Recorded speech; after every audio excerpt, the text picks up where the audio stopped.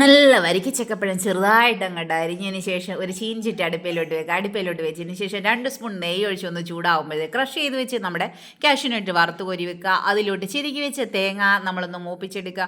ഒന്ന് മൂത്ത് വരുമ്പോഴത്തേന് അരിഞ്ഞു വെച്ച ചക്കയും കൂടെ അതിനകത്തോട്ടിട്ട് ഒന്ന് ഇളക്കി വരുമ്പോഴത്തേന് നമുക്ക് മധുരത്തിന് വേണ്ടി പഞ്ചസാരയോ ശർക്കരയോ അത് ഓപ്ഷണലാണ്. ഞാനിപ്പോൾ പഞ്ചസാരയാണ് ചേർത്ത് കേട്ടോ.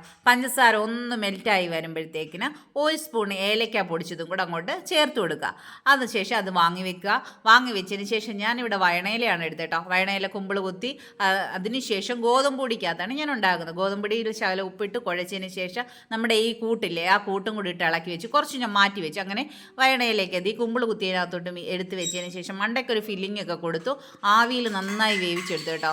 മൂടി തുറന്നപ്പോഴത്തേന് എന്നാ മണമെന്നറിയാം, കാണാൻ തന്നെ നല്ല ഭംഗിയില്ലേ. അപ്പോൾ ഇത് കഴിക്കുമ്പോൾ എന്നാ ടേസ്റ്റ് ആയിരിക്കും. അപ്പോൾ എല്ലാവരും ഈ റെസിപ്പി ട്രൈ ചെയ്ത് നോക്കുക. Tata, okay, bye bye, see U.